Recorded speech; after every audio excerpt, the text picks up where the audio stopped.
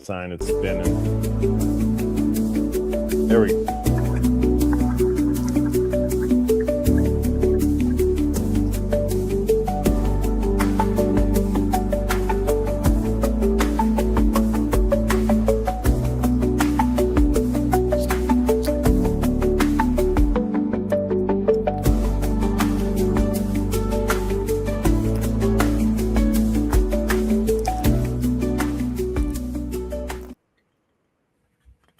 Good evening, CFT Nation.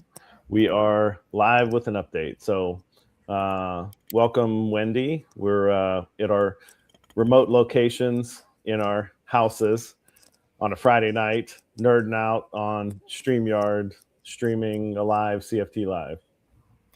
Hey, Ray, how are you? Well, I am okay. I'm okay. How about you? I'm okay. Thanks for doing this, by the way, on a Friday night to help educate our members a little bit more about some messages that we got this afternoon from our superintendent. Yep, that's what we're going to talk about. We're probably going to wait a few minutes. What do you think, to give more people a chance to jump online? I know it's a Friday night. I don't know what we're going to get with 10 minutes notice. Well, and there Lost goes your my video. camera. Yep. So this could be. Oh, I lost you completely.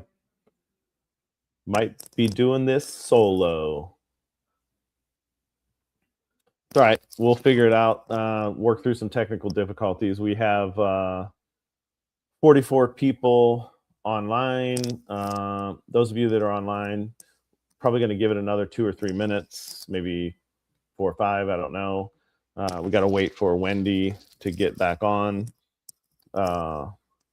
Hopefully she's able to get back on through this remote location. So bear with us while we work through some technical difficulties. And I am just going to blame Kevin, is what I'm going to do, even though he has nothing to do with this.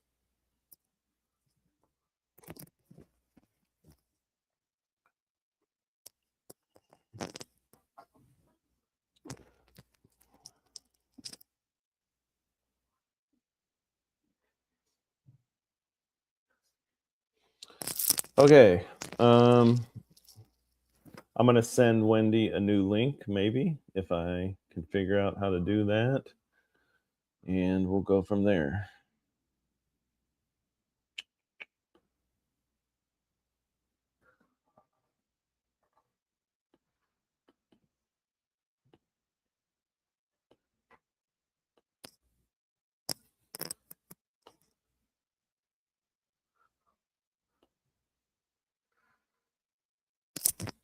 All right, got 62 people on. We're waiting a few minutes to let as many people on that are going to get on a Friday night. We're also waiting for Wendy to jump back in from her remote location. And yes, you are allowed to drink a margarita while you watch. I wish I had a drink, so I may grab one from behind me in my office.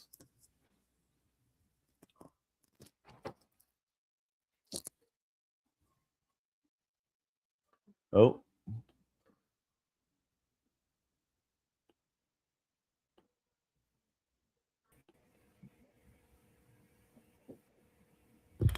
Wendy, can you hear us?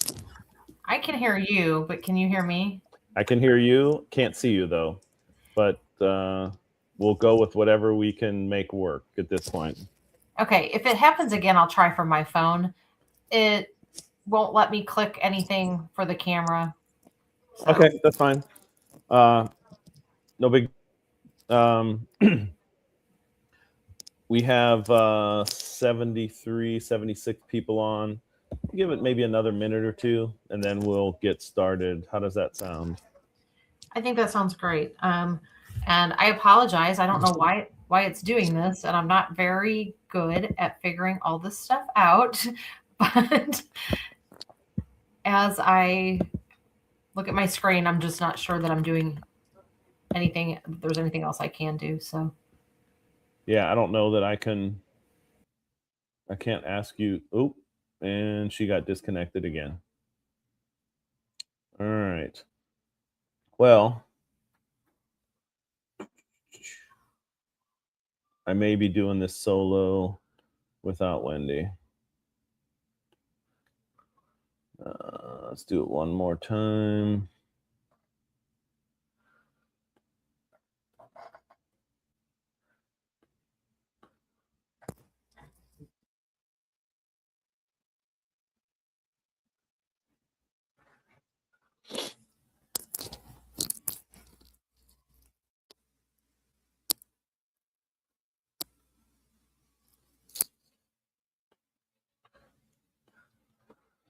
Wow, 89 people jumped on a Friday night at 8:30 at night. So that's good. As soon as Wendy gets back, we'll get started. I sent her a new link. She's going to try from her phone, and we'll see if that works. So bear with us for this remote. Oh, there she is. Let's add her to the stage. There she is. Okay, can you hear me? I got you loud and clear.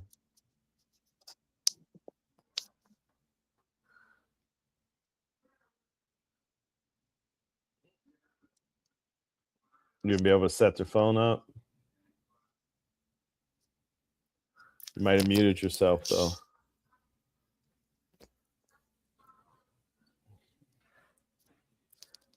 Okay, try saying something to me now. Test 1, 2, and you're gone. You hung up, I think. All right. Well, we are going to wait one more second, and then I'm going to get started, and I don't know what we're going to do. I guess I'm going to do this solo, which I don't like to do, but I think I'm going to have to do.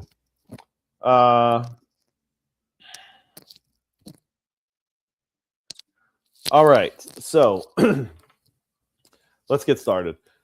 Hopefully Wendy will jump in and we'll be good. Today, all of our bargaining unit members in the school district, and there's Wendy again. I can hear you. Can you hear me? I got you. Okay, let's see if this works. All right. I think it's going to work. Don't touch your phone. I'm not. All right.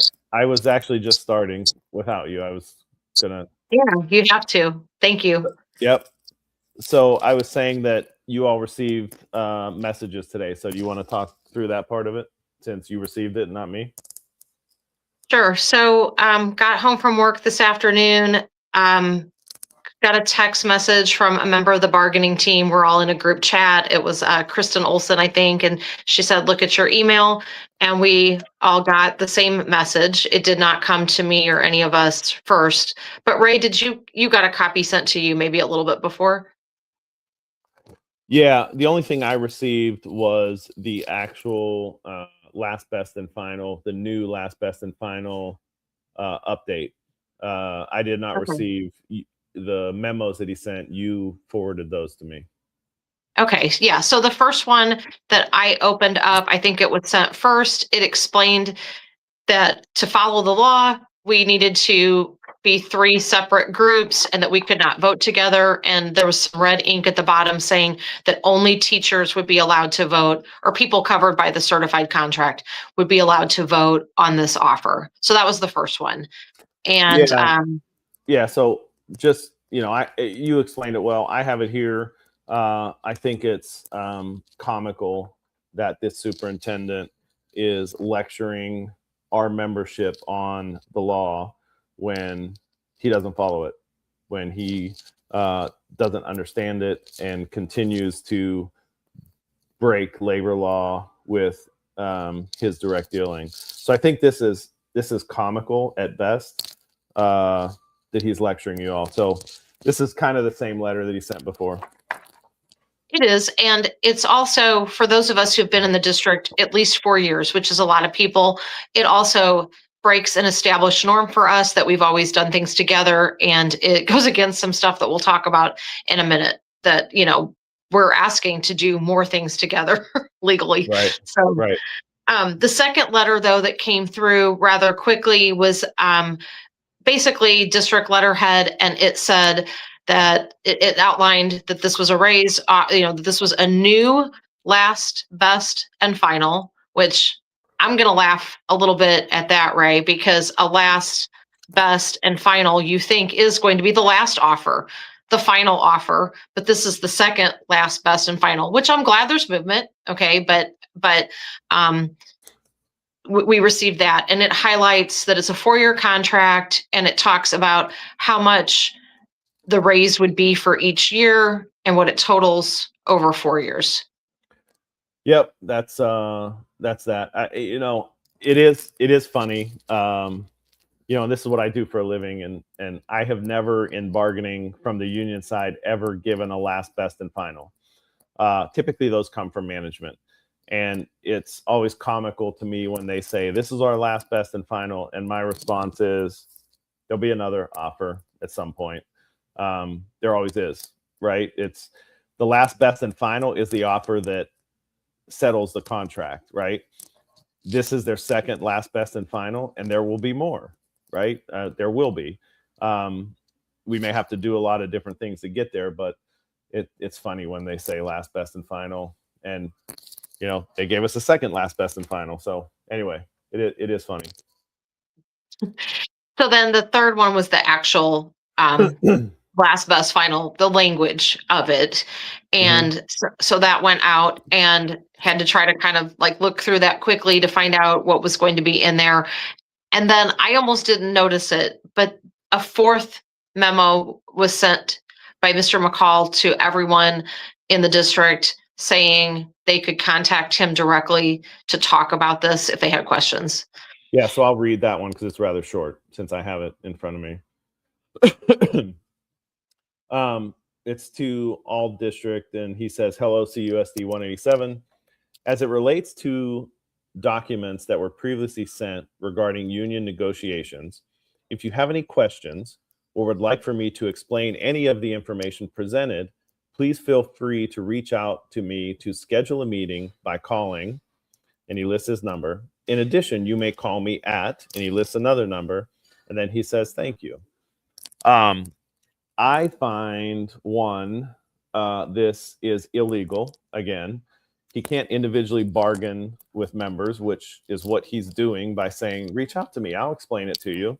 So we will be filing an unfair labor practice charge, the second one now, for his direct dealing on Monday. So it's illegal what you're doing, period. What I find comical about this, and we're so right now, go ahead. I was just going to say, at some point, can we also talk a little bit for especially newer people to our unit, why what he's doing creates like a power situation that's unfair for us?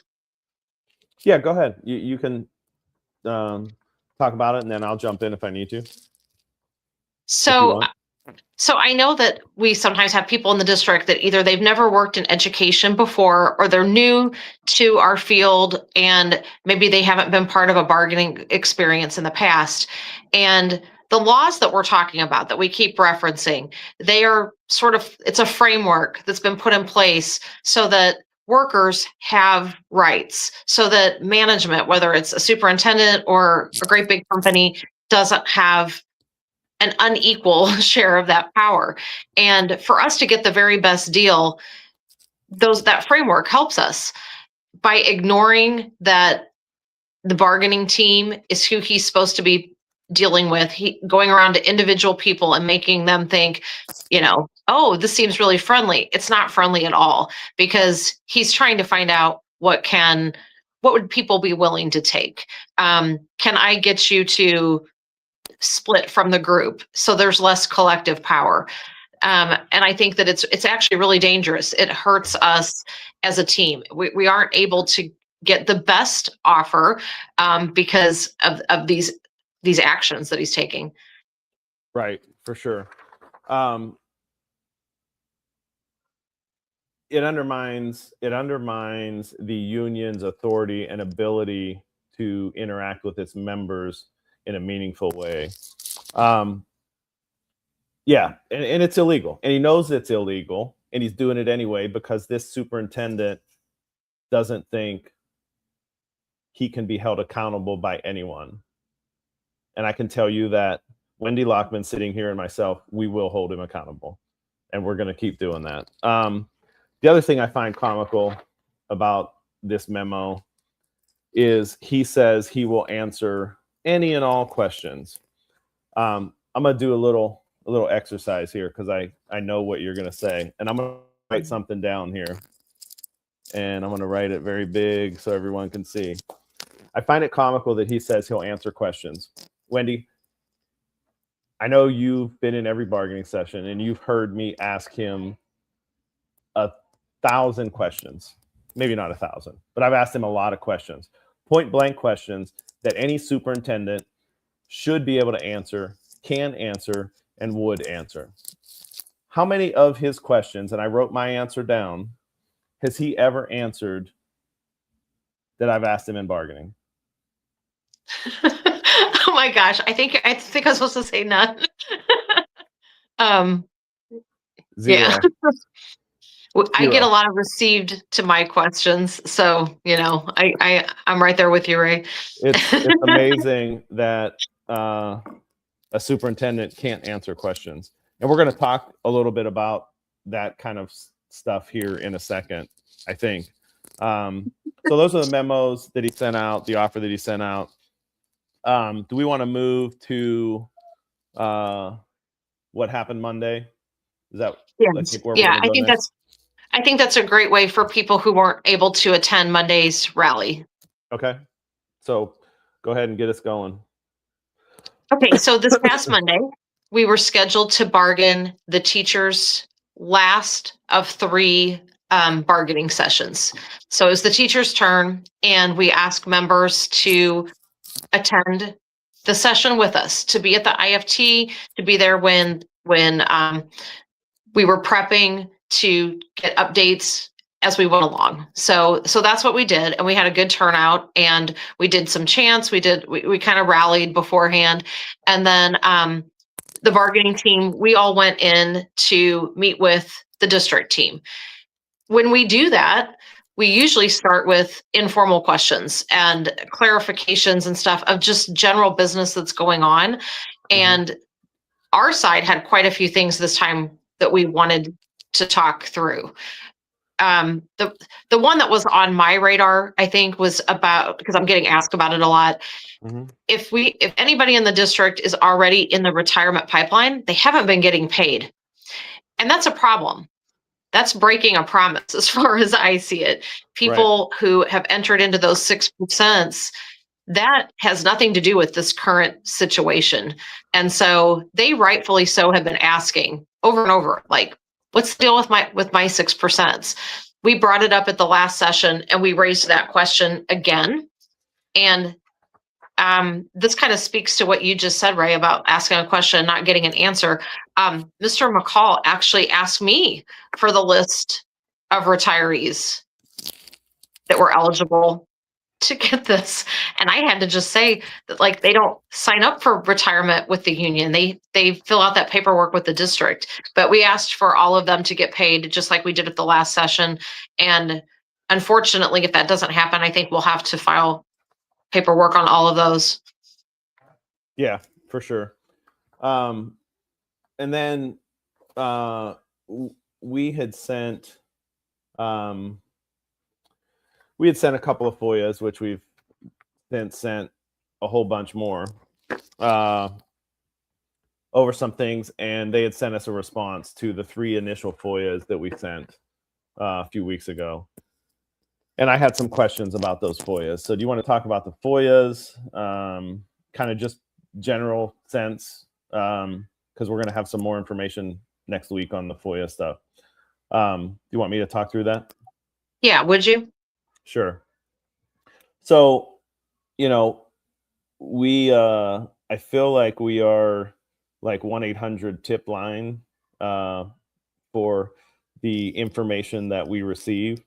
So we believe there's multiple employees based on creditable information that we've received that are receiving a paycheck that don't have to report to work or perform any work.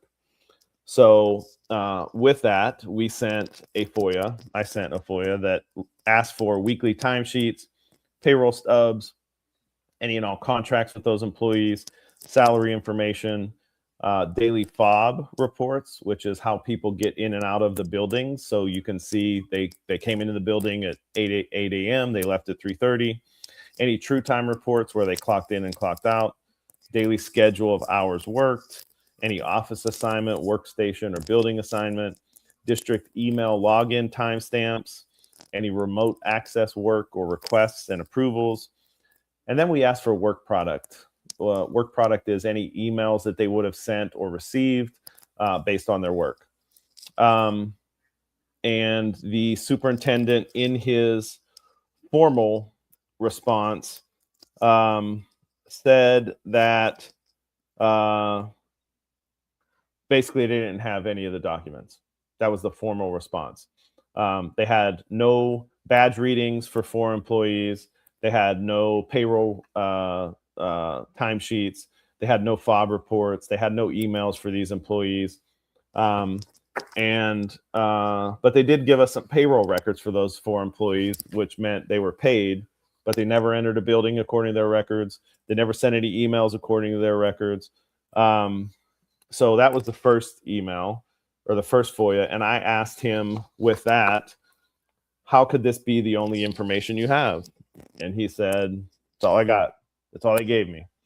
I said, so is it safe to assume if you're paying an employee and they don't walk into a building or walk out of a building in the last 5 years because you didn't provide any data that they ever did, is it safe to assume they weren't working? Well, that's all the information they gave me. He keeps putting it off on other people. And I asked several questions around this. How can there be no emails between Stephanie Belt and her mother? How can there not be a single email for years when she was the direct report of Minnie Taylor to Stephanie Belt? How could there not be a single email? That's It's crazy. Yeah. And so the anyway, answers were unacceptable. I mean, that's just unacceptable. And you know as well as I do, but not all of our members and listeners know that if an employee in our district is accused of not being to work on time or leaving work without permission, they are able to produce fob reports and true time reports very quickly in those cases. So this is really a double standard. It's unfair. It's unacceptable. Yeah, for sure. And so to kind of end this little part of this, I asked multiple questions about the 3 FOIAs. We received a small portion. We did receive payroll records, which showed a whole bunch of things that we're going to have more information later that showed some alarming things, Wendy. Stay tuned Understatement of the year for that. And then they sent us 200 pages of gobbledygook that was nothing that we asked for. So we refined our FOIA request based on the information that we got, which led to some other inquiries on specific check numbers and things like that. We also asked for a bunch of other things. So stay tuned. Next week, we are going to release some very, very interesting information next week. The other thing that we wanted to talk about before we ever even got into bargaining was something that will be news to some of the members. So I had not shared this publicly except Monday night with those present. Some groups knew about it, some didn't, and some don't know the outcome. But what I'm alluding to is that we met with service workers prior to that bargaining session and with our secretaries, and we asked them if they would like to vote to join the certified contract, to be truly just one contract. We're already one local and we have leadership that's shared, but this would combine our language into one book, basically, and into one length of contract. So we did that, didn't we? We did. We actually had them all sign, had the members that wanted to sign to join and merge, and we received enough interest from all the groups. And I filed a formal petition to merge the 3 groups, and we notified them Monday that we were merging the 3 groups into one contract, and that we expected them to bargain going forward as one contract, because we are formally, legally, and I know the superintendent doesn't care about legal things, but legally, we're going to merge the groups together once we get a certification. Well, and this was, on a personal note for me, a really a moment of tremendous pride, right? Because I see our groups as a family. Early in this process, when the news media was first interviewing me, I kept saying that, like, we're a package deal. I remember saying that to one of the reporters, that, like, we're a package deal. And through all of this, it felt like the superintendent was trying to divide us, to make us, splinter us in some ways, to offer some, better deals to some groups. And we've never done that. We've always, it's not always easy, but we've always been, kind of share and share alike. And so this, having so many people say, yes, let's stay together. And we were able to do this partially because the certified contract already has a lot of different groups in it that are not just teachers. So it's already set up to where this is legal to do this. Right. So let's give it a little. Hey, I'm really impressed that you can use that on your computer. Kevin would be really proud of you. Kevin's job isn't that hard. Come on. I'm gonna get a comment. I miss him, by the way. Doesn't it feel weird not to have him with us during this? I don't like being in our studio. Like, I feel weird being in my house. Yeah. Okay, so those were some of the things that we talked about before. Then we jumped into formal bargaining. Mm-hmm. We talked about a proposal. You're frozen. Uh-oh. There you go. I got you back. I'm like, right. It's like, can you hear me? I'm gonna do the robot here. Anyway, go ahead. That was corny. So then we jumped into bargaining, and it was our turn to give something to them. So we gave them a proposal, and I'm going to let you talk a little bit about that, because my mind is kind of blank. We made some changes, but not dramatic from our last. Yeah, we gave them a formal proposal based on the proposal that we gave. I'm not going to talk through it all. We dropped a little bit on money. We went to 5, 5, and 5 on sale. Whatever.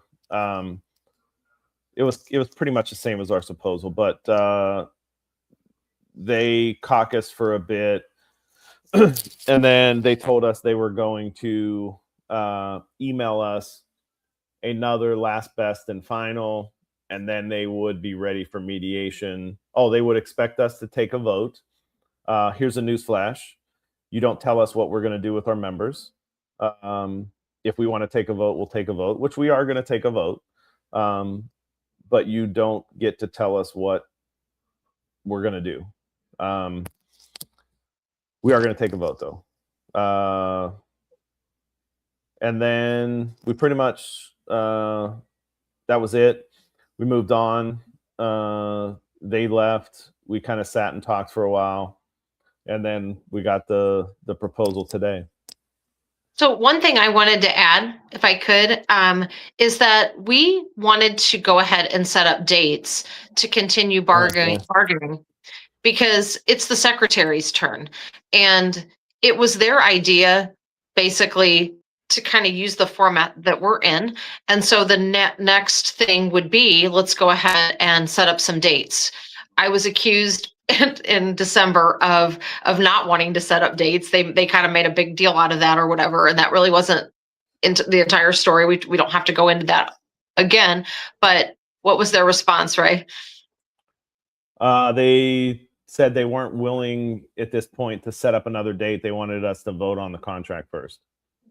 Yeah, it's just their tactic. Someone in the comments put, "Is anyone addressing our comments?"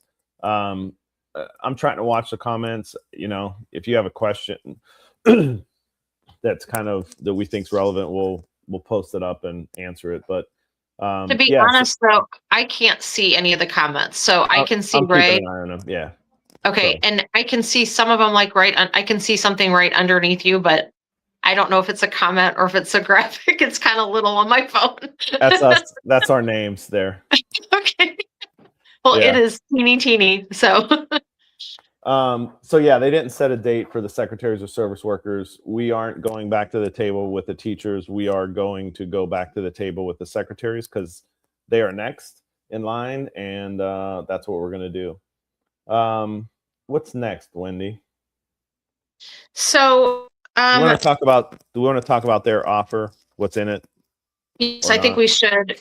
We should briefly, so that our members can all understand. I mean, I know that they have been able to see it for themselves now, but we've analyzed it a little bit, and I know they've probably noticed the same things that we noticed. But I think we should talk about a couple of the differences.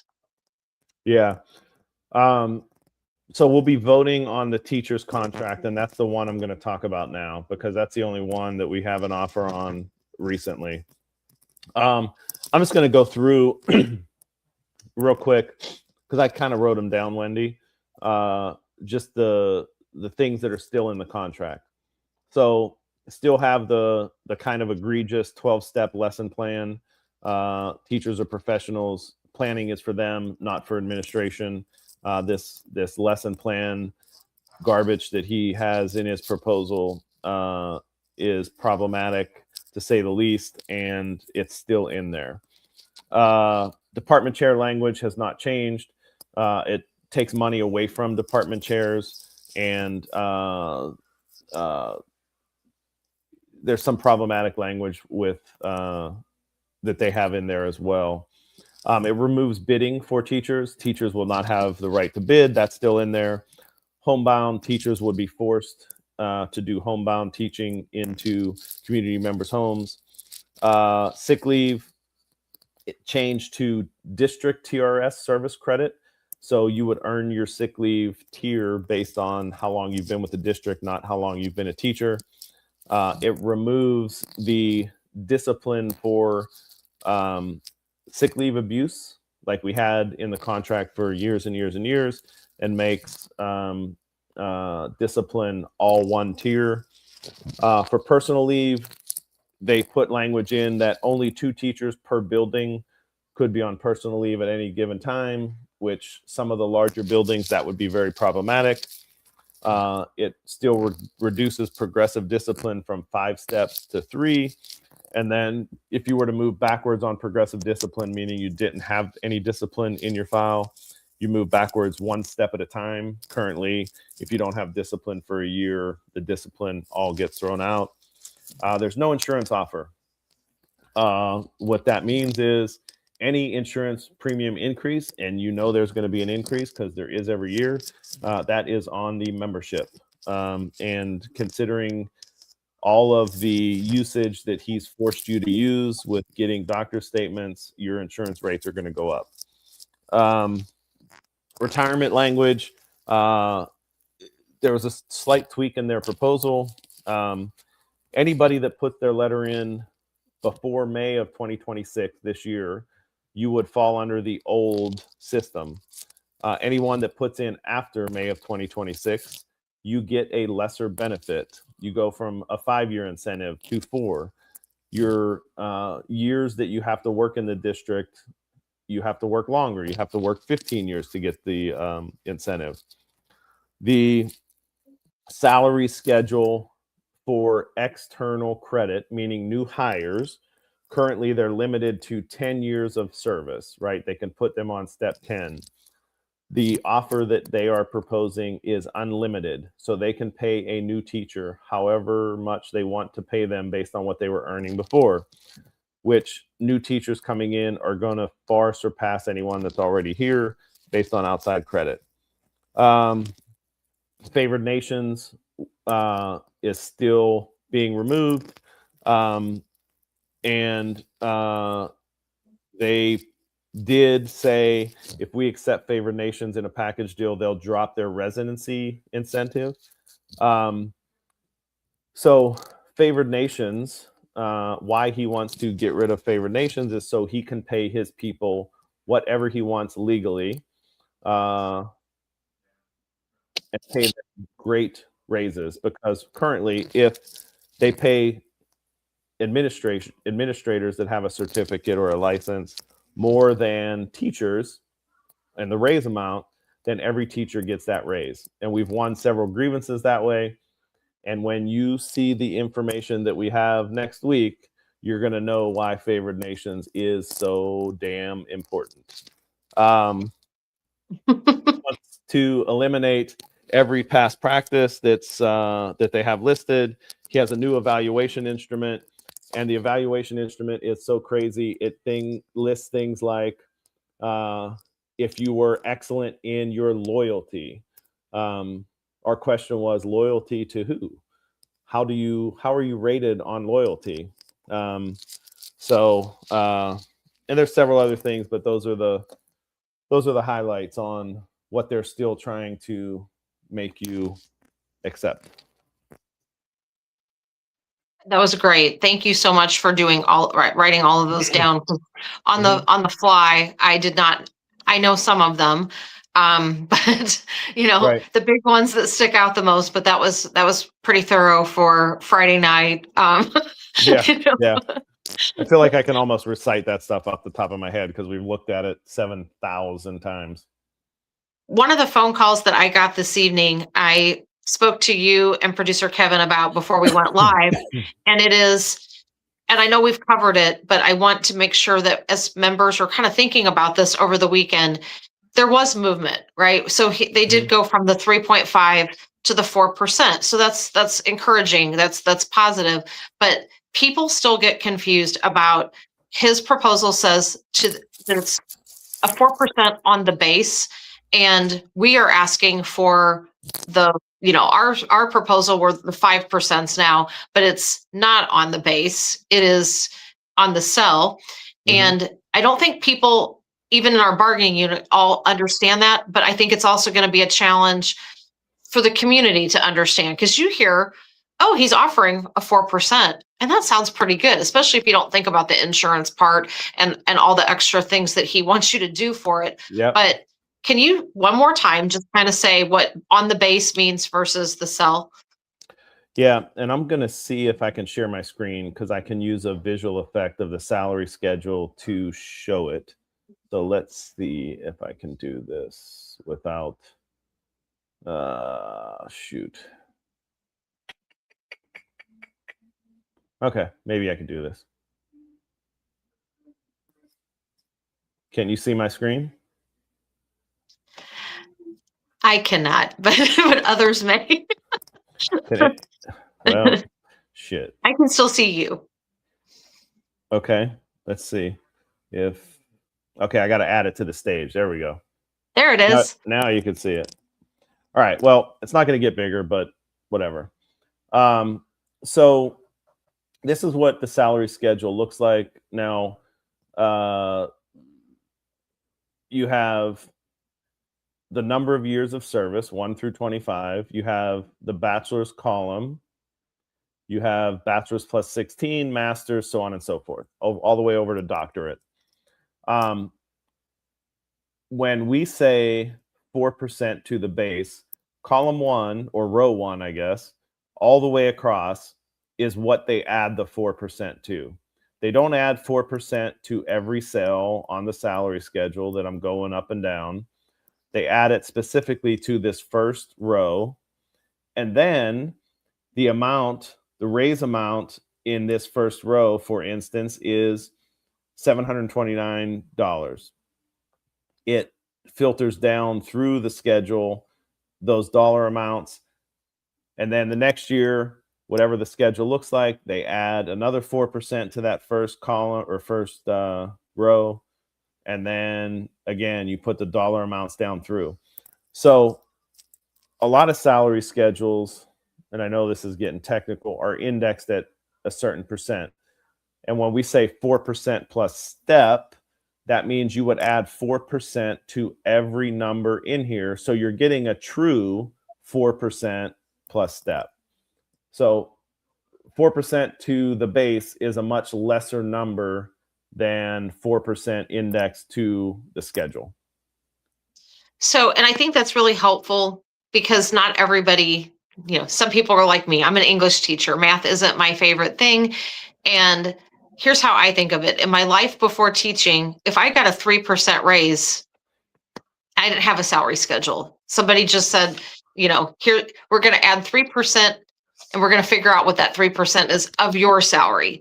But when you're in our current situation, this salary schedule, we figure out the math for, like in this case, a 4% for a first year person.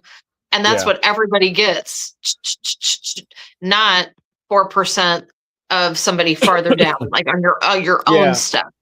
So what it does is, and someone said it helps the people at the top. So this is the top of the schedule. The way I look at it, this is the bottom of schedule. The longer you've been here, you get towards the bottom, just from a top to bottom kind of standpoint. When you add 4% here, and then you go dollar amounts throughout the schedule, what that ends up doing is the more towards the top you are, the bigger percentage increase you get.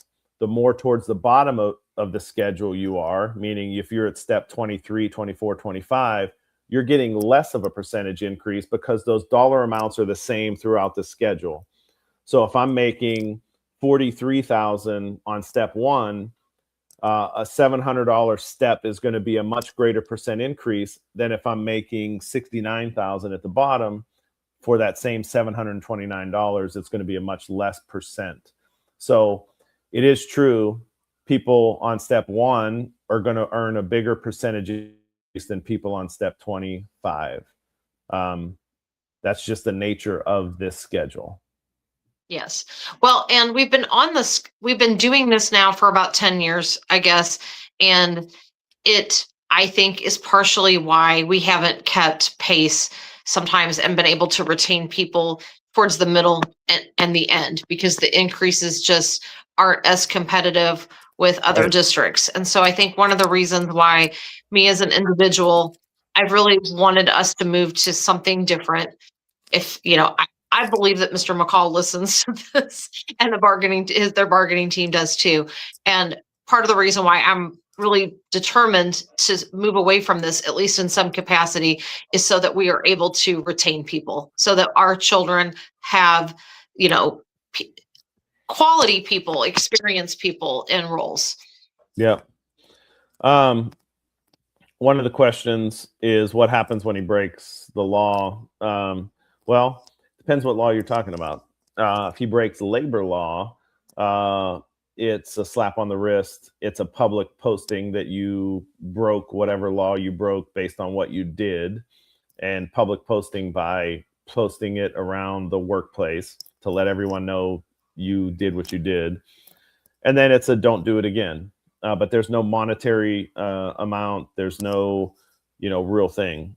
Now, if we're talking about breaking the law, as in criminal law, then all the consequences that would fall under criminal code would apply.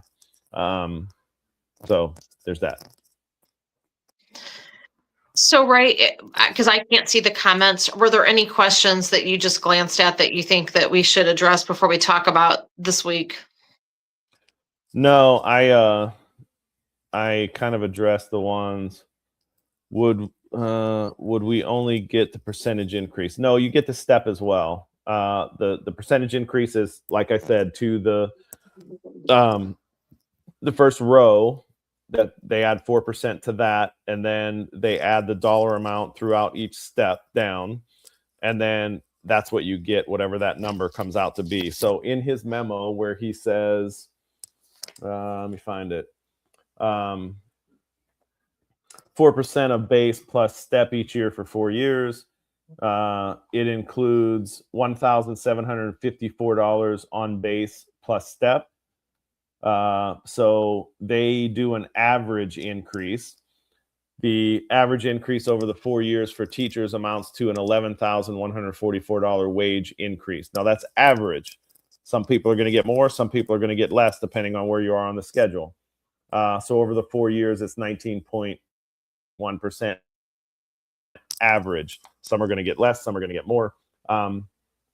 Which, look, raise wise, they're getting into the good raise, but the problem is, and we've said this over and over again, Wendy, is that you guys are 18% behind. You're not going to make up all 18% in one contract. It's not going to happen. It's going to have to be over multiple contracts if you can make it up, right? Because as you're getting raises, and you're already a year behind, right? You're 7 months into a school year without a contract. Everyone else has got their raise. So your 4% plus step, it makes you even with what people got this year. So you're still 18% behind, right? People are going to get raises next year. So 4% plus step is movement, right? It's real money. But as someone else pointed out, insurance is going to be a problem. Insurance is going to go up, and with them not putting more money on insurance, that's going to eat into the raise, right? So yeah, I mean, and the thing that just makes me so mad about all of it is that he also wants to eliminate such important things in our contract or add things that are really unpopular, things that would eat up a lot of time for folks. And, it's just ridiculous. It's adding insult to injury. You see people at the top that are getting all these perks, and, for your regular people who work here every day, day in and day out, you want to take from them.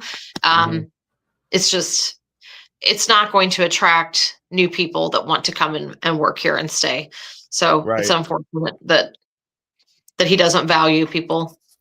For sure. So that kind of addresses any questions that were there. Let's see. Anything else we want to talk about? I do want to talk about one thing, and we're gonna address this at some point. I think your members know he took out a full page ad in the St. Louis paper, East St. Louis paper. Paper's name, yeah, the Monitor. And he basically posted his memo that he sent to everyone about zero tolerance policy for threats or active violence, right? And I missed this, Wendy, and you pointed it out to me. And I just want to highlight this for everyone. At the bottom of the ad, he put, "I am in a fight." So he's in a personal fight, right? A fight for what is in the best interest of our students. A fight to eliminate years of educational malpractice. In addition, I will continue to fight for our students in Cahokia Unit School District 187. Respectfully, Superintendent McCall Jr. I'm not going to say too much because we're going to address that at another time. But what I will say is, if you're in a fight for your life with this educational malpractice, then answer some questions. Answer some questions publicly. Open the books. Show who you're paying. Show where the money's going. Show who's coming to work and who isn't coming to work. Show what, Tanya Mitchell, show what kind of payments are being made through your accounts. Let's open it up. If you really are in a fight, then let's tangle and let's see what you're really doing with dollars. But more to come on that. Yeah, thanks for saying that. So much has happened, and that when that was published, I do want to talk about it more later as well, but I'm glad that you remembered to mention it tonight. And we'll say again, we posted on social media as well. We don't in any way think threats of violence are okay. That's it's not okay. We don't condone that at all. But the part that he added to the bottom of that, I mean, I just think again what you said, open your books, be transparent, answer questions, communicate with your employees. You know, if you want to improve schools, we asked to do that from the very beginning. That's this union's goal, is to make our schools the best they can be for our students. We care about our students. Right. Okay. So what do we want people to do? So we already put out an action this for Monday. So Monday's board meeting is going to be at Huffman again, and we want everyone to be there wearing their union shirts. It's super important.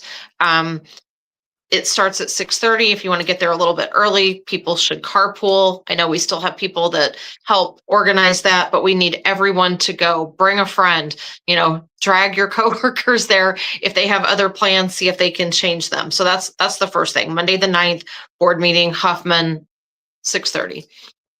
Mm-hmm. Yep. And then for the board, real quick, Wendy. Yeah. For the board meeting, we're going to dabble in a little bit of information. We're going to ask some questions, so you don't want to miss this board meeting. No, it's going to be really interesting, and it's an important one to attend. We also have a second thing that's an ask, and I started to do this afternoon to put out, I call it an action alert to our action team, so that they would start asking the membership to do this.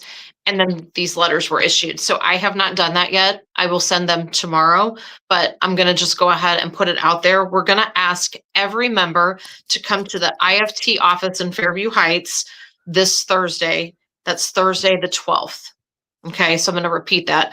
IFT office, Thursday the 12th.